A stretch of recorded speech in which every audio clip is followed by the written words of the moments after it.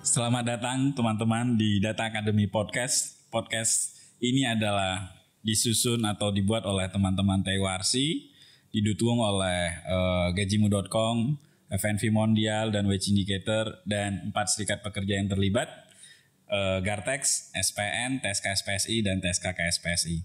Hari ini kami sangat istimewa sekali karena saya dan tim diterima langsung oleh salah satu presiden konfederasi yang basis masanya besar di Indonesia dan punya pengaruh kuat, punya basis massa yang kuat, jaringan internasional juga kuat. Dan yang lebih menarik adalah presiden kali ini adalah presiden konfederasi, seorang sosok perempuan yang berproses dari federasi Gartex dan kemudian hari ini menjadi salah satu presiden Konfederasi Serikat Buruh seluruh Indonesia. Selamat datang Kak Eli. Senang sekali bertemu dengan Kak Eli. Gimana kabarnya Kak Eli? Kabarnya baik-baik saja. Kita harus semangat kan? Harus semangat Kak Eli ya. Terima kasih Kak Eli, kami sudah diterima. Ini adalah kami berada di kantor atau tepatnya di ruangannya Kak Eli. Saya kaget dengan tim ketika masuk dan cukup ramah, kami diterima dengan baik. Terima kasih Kak Eli. Selain hari-hari ngurusi datang ke kantor, apa aktivitas yang lain Kak Eli? Oh, saya kan ibu rumah tangga juga ya. Iya, jadi seperti biasa sebelum ke kantor saya memastikan dulu ada makanan di rumah. Karena ada anak saya 2, mereka harus dipastikan makan sebelum ibunya pergi berjuang untuk orang lain. Dan setelah itu saya akan ke kantor. Di kantor kadang-kadang sudah ada agenda yang tersusun, tapi kadang-kadang juga ada todongan-todongan, misalnya media atau misalnya wawancara singkat untuk partner yang lain atau stakeholder yang lain. Ya banyak lah, jadi zigzag. Yang intinya saya kira ya harus kita cintai, kalau enggak kan kita stres dan cepat tua dan mati. Iya Kak. Di situasi pandemi ini gimana Kak Eli mensiasati yang jam terbang Kak Eli sebagai presiden konfederasi ini sangat tinggi, gimana cara mensiasatinya? Iya jujur ya, memang ketika pandemi kita stres karena kita ketakutan dengan hidup kita, keluarga kita, dan kekhawatiran yang lain adalah banyaknya keluh kesah daripada anggota gitu. Memang yang terbatas itu adalah kita tidak bisa terbang kemana-mana, tidak bisa berkunjung kemana-mana, tapi kami mengambil resiko dan itu salah ya. Kita tidak pernah stay at home ya, tidak pernah kita kerja di rumah, selalu kita datang ke kantor karena banyak sekali telepon-telepon dan juga komunikasi yang harus kita jawab sesaat itu untuk menenangkan mereka yang sedang kena dampak dari pandemi. Walaupun pada saat itu di periode kedua ketika pandemi ini datang di bulan-bulan kemarin itu hampir 70% dari kantor ini kena positif COVID. Dan memang saya bersyukur kepada Tuhan, apakah karena memang saya juga berjuang untuk kemanusiaan, memang yang di lantai ini satu-satunya yang tidak dapat kena COVID itu adalah saya sendiri. Alhamdulillah. Tentu bicara COVID ini adalah bicara yang sangat punya dampak serius ya. Sangat. Bukan hanya kepada kita yang bekerja, tentu kepada teman-teman pekerja yang adalah basis masanya Kak Eli Konfederasi. Bahkan banyak pekerja yang terkena PHK ya Kak Eli ya. Upahnya dibayar 50%, bahkan ada yang tidak dirumahkan dan sebagainya. Nah, bicara tentang ini Kak Eli, ngomong-ngomong Kak Eli juga tadi selain beraktivitas sebagai presiden juga beraktivitas ya sebagai ibu rumah tangga ya Kak Eli ya. Nah, kita akan fokus bicara tentang apa yang disebut dengan gender ini, terutama tentang isu konvensi ILO 190 itu yang Kak Eli juga ikut terlibat dalam mendorong ini. Bisa diceritakan Kak Eli bagaimana proses kemudian ini di Jenewa ya kalau nggak salah tepatnya kemudian disepakati itu. Ya sebenarnya isu ini kan sudah lama sekali ya, tapi seperti yang kita ketahui kalau serikat buruh ini kan sepertinya mengesampingkan itu sebelumnya. Ini bukan isu yang menarik deh.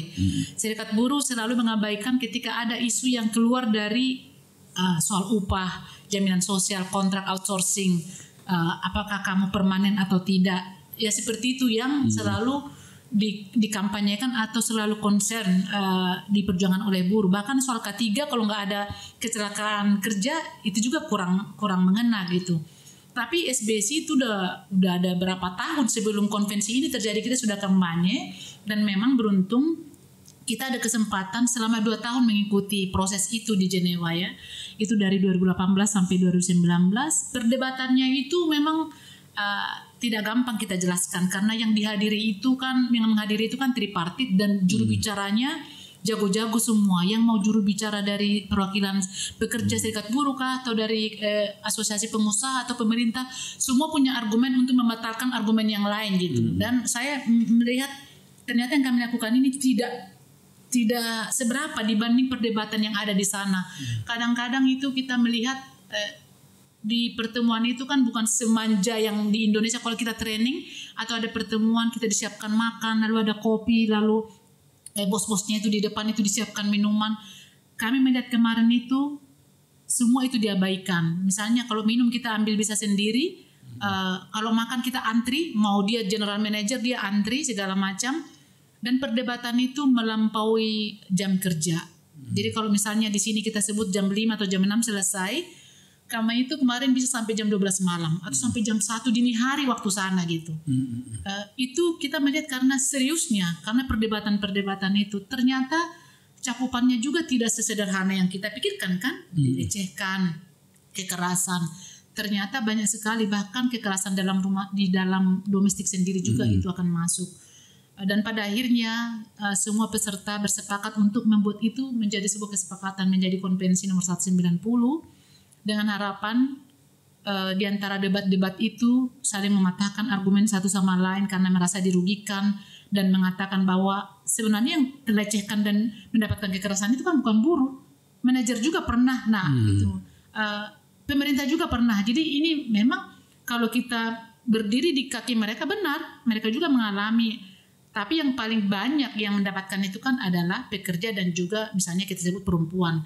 Karena berbicara soal gender kan sangat salah ketika diartikan bahwa itu hanya perempuan. Ya. Jadi laki-laki juga, cuma lebih banyak perempuan yang kelihatan atau menjelaskan bahwa mereka dilecehkan. Laki-laki kan kalau dia disebut saya dilecehkan, saya dikerasi, kamu cemen banget, kamu maaf, dan tanda kutip kamu nggak jantan gitu kan. Jadi akhirnya itu terjadi dan kita senang sekali membawa itu pulang dengan harapan masing-masing orang berpikir bahwa ini harus mendorong di negaranya untuk diratifikasi gitu.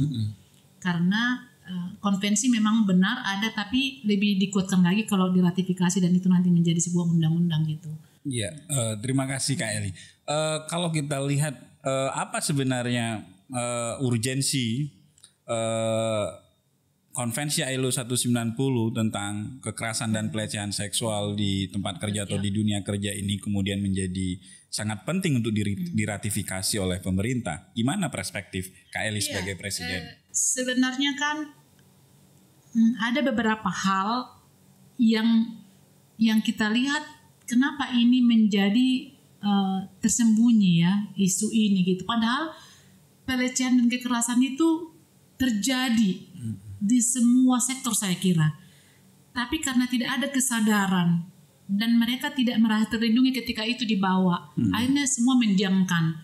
Bahkan ada yang terganggu misalnya jiwa mereka dan pemahaman pelecehan dan kekerasan itu sendiri kurang dipahami betul oleh para korban ini, karena dikira kalau melecehkan itu ya sudah bahwa saya dicolek, saya mohon maaf misalnya di bagian tubuh saya ditepuk, dikerasi itu saya ditendang, dipukul, dijambak, bukan. Tapi ketika kamu disebut misalnya disuruh kamu berdiri, enak kan di ruangan ini, kamu kan mau minta ini kan, makanya kamu malas-malas bekerja. Padahal bekerja ini sebenarnya sudah melakukan itu kan termasuk kekerasan, intimidasi. Lalu misalnya saya tidak mengatakan bahwa laki-laki yang melakukan dengan perempuan, tapi banyak sekali misalnya supervisor katanya sengaja menjatuhkan alat-alat kerja, kamu ambil biar melihat baju perempuan yang terbuka dadanya seperti itu.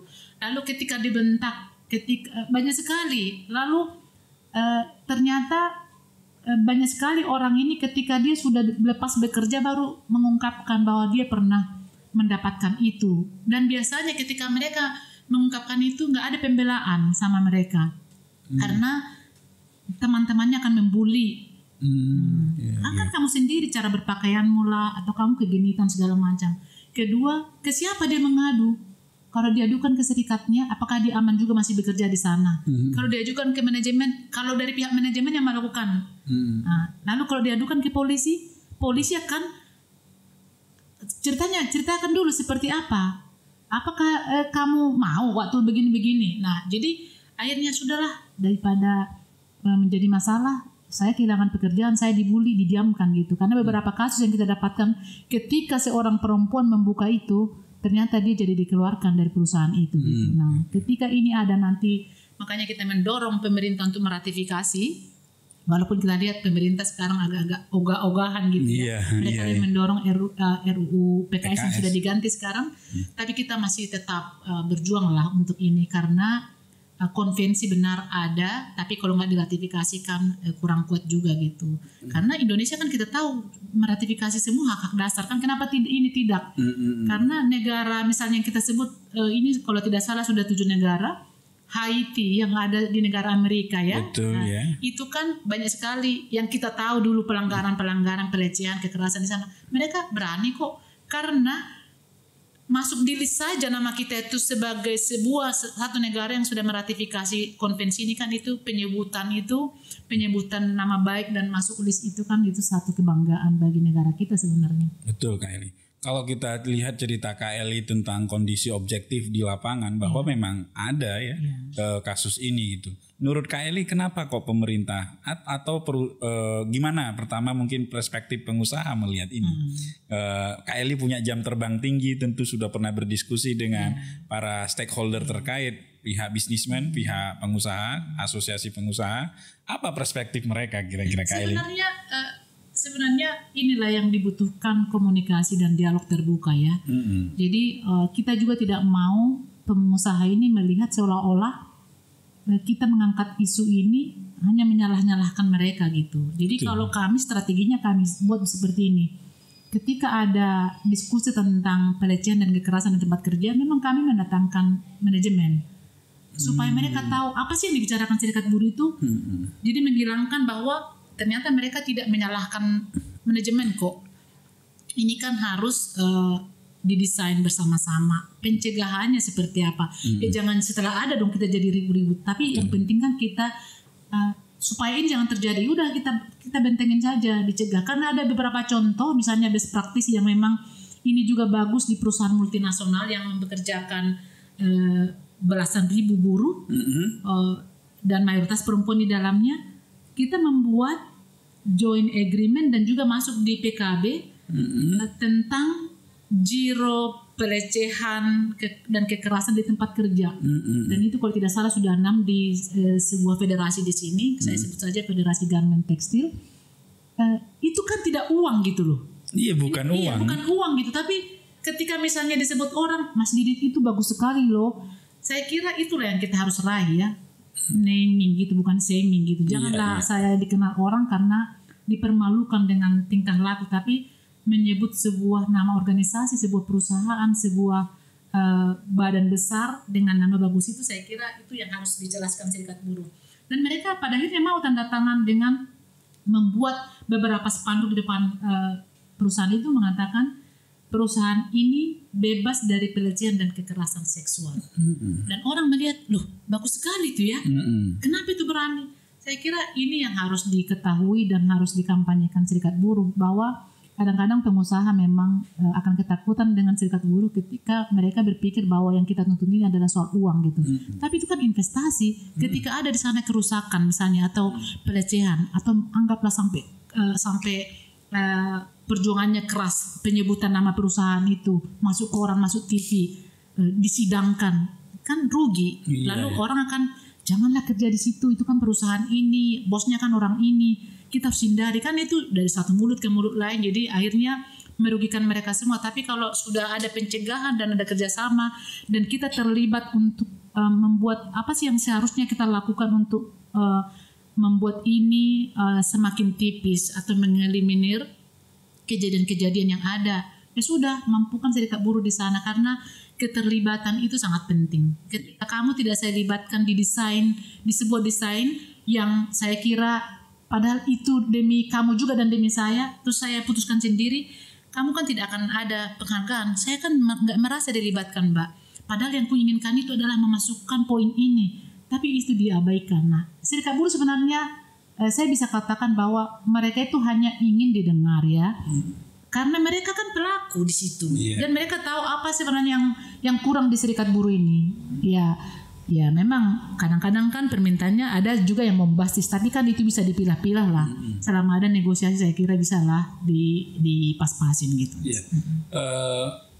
Best practice yang diceritakan oleh KLI misalnya yang di salah satu federasi di bawah KLI ini, di bawah KSBSI, sebenarnya ada beberapa perusahaan yang sudah mengakomodir itu di dalam PKB. Dan itu justru secara tidak langsung menguntungkan kan bagi perusahaan. Buyer kemudian melihat, oh ini melakukan praktek baik gitu ya. Nah, kenapa menurut KLI pemerintah masih enggan padahal ada praktek ini gitu? Nah, jadi satu, saya memang melihat perlunya kolaborasi itu ya. Kolaborasi karena kalau hanya 1, 2, 3 konfederasi yang mendorong ini dan mencoba bahwa kamilah orang yang pas untuk mengkampanyekan itu, saya kira salah gitu. Saya lihat keberhasilan di akhir-akhir ini adalah perlunya komitmen, kebersamaan, tapi itu tidak hanya datang dari satu pihak. Memang kita harus melibatkan pihak-pihak ini, dan kita mari bicarakan karena ini tidak hal yang buruk kan. Saya juga misalnya saya tidak tahu kenapa misalnya pemerintah kita masih kurang welcome untuk meratifikasi itu. Kenapa kita meratifikasi kebebasan berserikat bisa gitu kan? Nah ini kan yang lebih kasar dari kebebasan berserikat saya kira, pelecehan dan kekerasan di tempat kerja. Walaupun ada di RUU PKS tapi kurang luas saya kira. Kita sih masih tetap berjuang lah ya.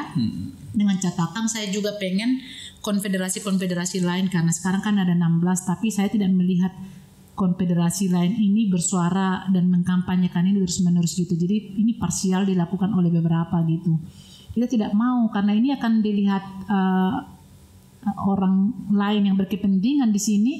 Ini kan hanya dikampanyekan beberapa badan, kan tidak semua mendukungnya. Akhirnya ya pemerintah melihat ya usahlah ini nggak sangat perlu banget. Tapi saya kira kalau ini menjadi satu, ini kan sudah kalian bangun juga, kita bangun kan kolaborasi kita. Ya jangan berhentilah. Saya kira upaya-upaya apapun itu pasti berhasil. Kita tunggu saja, pemerintah pastilah mendengar itu. Oke, iya. Sampai sejauh ini KSBSI dan teman-teman yang lain apa yang sudah mulai didorong untuk mendorong ini? Kalau kita tahu kan sebenarnya teman-teman ini serikat betul-betul tertekan dengan adanya ketika ada RUU Omnibus Law Undang-Undang RUU Cipta Kerja, kemudian fokusnya ke sana semua terforsir gitu. Sehingga juga upaya untuk mendorong ini sedikit dalam tanda kutip bukan diabaikan, kurang fokus lah. Nah, dalam waktu ke depan ini apa yang akan direncanakan kira-kira KLI sebagai presiden? Sebenarnya itu ada yang salah. Saya kira serikat buruh harus tetap memainkan peran terlepas ada isu yang baru. Jadi isu yang lama nggak boleh ditinggalkan. Misalnya gini nih, kasarnya ya, mau ada pun undang-undang Omnibus Law dan undang-undang Cipta Kerja ini ada atau tidak, kan serikat buruh tidak mati kan, tetap harus move on ya, jalan mereka. Iya, teruskanlah berjuang untuk konvensi itu, ratifikasinya. Teruskan juga berjuang soal K3, teruskan juga berjuang soal jaminan sosial. Di samping kita juga memperjuangkan hak kita yang dicikir gitu. Jadi jangan kita sudah mulai 3/4 di isu yang sangat istimewa, tiba-tiba ada isu yang baru lalu kita fokus di sini sehingga yang di sana tinggal dan akhirnya kita nggak mendapatkan apa-apa. Itu saya kira gini, hanya memampukan tim saja. Siapa yang bertanggung jawab untuk ini? Kan tidak semua, misalnya kita nih ada 47 orang di sini. Masa semua 47 ini harus fokus di Cikir? Kan tidak. Jadi kami sengaja membuat ada yang bertanggung jawab untuk climate change, ada yang bertanggung jawab untuk konvensi 190, ada yang bertanggung jawab untuk K3, ada yang bertanggung jawab untuk digital. Jadi harus seperti itu biar semuanya jalan. Jadi tidak sia-sia yang kita lakukan, apalagi kita sudah membangun aliansi kan. Betul. Udah capek kita gitu loh. Jadi kita juga waktu terbang ke Jeneva selama 2 tahun mengikuti persidangan itu kan nggak mudah gitu. Nggak tidur, belum makanan yang tidak sesuai dengan kita. Kalau hanya membawa itu saja kan kita tidak bagus. Kak Eli, closing statement untuk isu ini, Kak Eli. Kira-kira apa closing statement yang diberikan Kak Eli khusus isu ini, Kak Eli, terutama konvensi ILO 190 yang masih belum kita berharap pemerintah segeralah melihat ini bahwa ini positif ketika diratifikasi. Jadi kalau tidak diratifikasi kan akan ada pertanyaan, ada apa sih dengan pemerintah Indonesia gitu. Kita tidak mau karena kita cinta tanah air. Saya juga mau bangga ketika kita ini kan sering sekali bicara di internasional soal konvensi ini gitu. Di betapa bangganya saya mengatakan negara saya sudah meratifikasi ini. Itu karena perjuangan kami dengan serikat buruh, perjuangan kami dengan teman-teman yang lain beraliansi. Lalu kesadaran pemerintah dan pengusaha bahwa ini adalah isu bersama yang harus diatasi bersama dan harus didukung bersama. Dan saya mau juga serikat-serikat lain juga mendukung ini gitu. Terima kasih Kak Eli sudah menerima kami di ruangan Kak Eli. Terima kasih juga sudah menjelaskan dan kemudian berupaya untuk juga terlibat dalam kampanye ini melalui podcast ini agar pemerintah meratifikasi minimal ketika sudah diratifikasi, ketika ditanya di level internasional negara kami loh sudah meratifikasi, jadi tidak kagok lah dalam tanda kutip. Terima kasih para pendengar sudah mendengarkan di Data Academy Podcast. Untuk sesi selanjutnya kita akan ketemu di minggu depan. Terima kasih dengan saya, salam Data Academy.